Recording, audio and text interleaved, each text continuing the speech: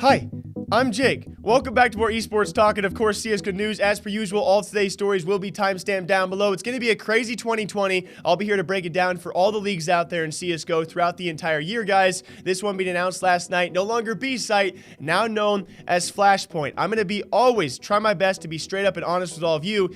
This just ain't it yet, okay? It could very well be. We now have 3 leagues so far. ESL has theirs, Blast Pro has theirs, alongside now Flashpoint, headed by a few teams, player and team-owned league, which is very, very cool, but it's not it quite yet. If you guys do not know as well, when it comes to their formatting, their structure, I will say it's very interesting. Apparently handcrafted by Monte Cristo as well. I will link the video down below explaining the actual format and structure of this league. It will be 2 separate phases. Each phase has 3 groups. Each group has 4 teams in it, and the way those groups are selected is very, very interesting. Of course, you then acquire points throughout each 2 phases, and then 8 teams will go to the finals, which I do think it's a very interesting format, but more importantly than that are the teams competing. If you guys do not know, it'll be a 12-team league, 10 of which buy into the league. Of those 10 teams, we have 6 announced so far, and they're all American teams. Cloud9, MIBR, Contact Gaming, which, by the way, this apparently could be their logo, Space Station maybe, Gen G, Dignitas, and rounded out by Mad Lions for the 6 teams we have so far.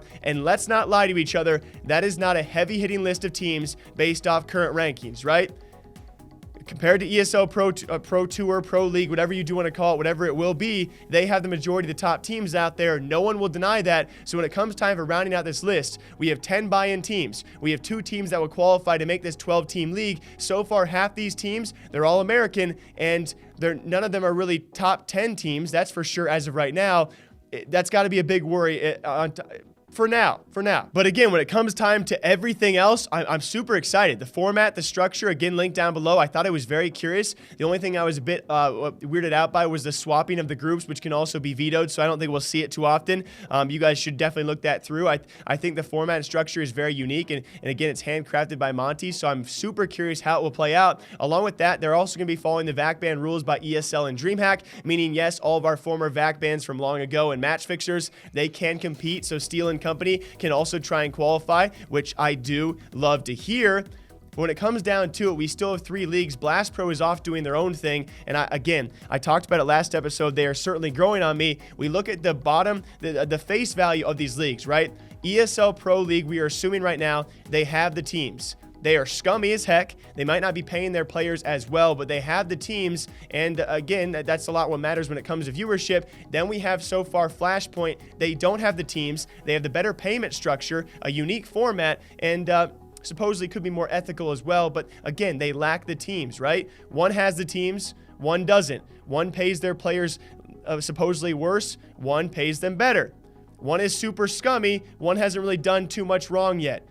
It's going to be very, very curious how things do go forward. It does really matter to me what teams now enter this league, and I'm super excited to see how 2020 does roll out with all 3 of these leagues. Flashpoint, no longer B-Soit, guys. Anyway, next story. And that's going to be NiP.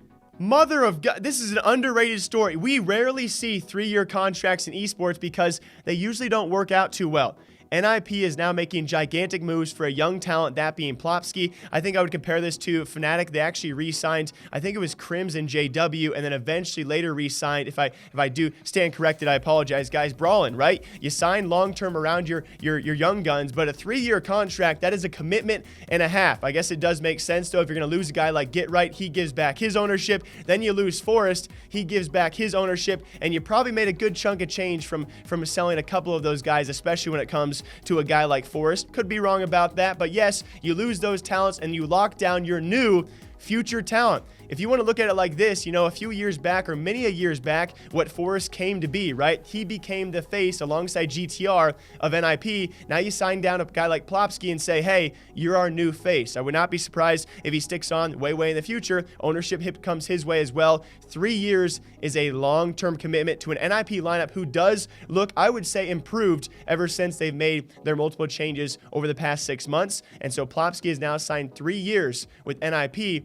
Let's just hope that the payment problems don't persist and we'll move on and have a nice day. Now, other side stories out there, nothing too big. If you guys don't know, I've had a dry scalp for a long time, especially throughout the winter. We've seen, I don't know why I had to throw that in there. We've actually seen a slew of esports pros out there be affiliated with Shampoo. When I used to cover the Dota 2 scene more frequently, I'm pretty sure some of their players got affiliated with a Shampoo. Now we have Fallen supposedly having his own Shampoo as well. If there is anyone out there who is making a gigantic sum of money near the end years of their CSGO career, right? All of this in debate towards the end of MIBR. Will they come back to peak at #1? Many of us probably thinking, probably not. Semler agrees, and he was right this past just a few days ago or last week as well with their results in the Blast Pro Spring Series. MIBR, though, a guy like Fallen is definitely making plenty of money towards his end career, right? Doesn't he have his own course, his own website? He sells keyboards and mice and all that stuff. Now he has his own Shampoo. He has a YouTube channel, I believe, as well. If there is anyone cashing out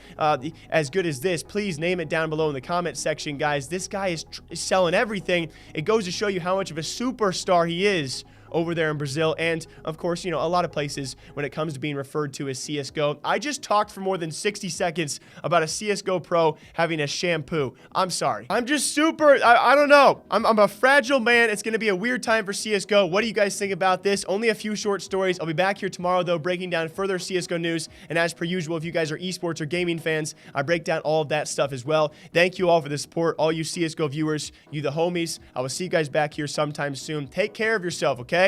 Which league will you be cheering for? Huh?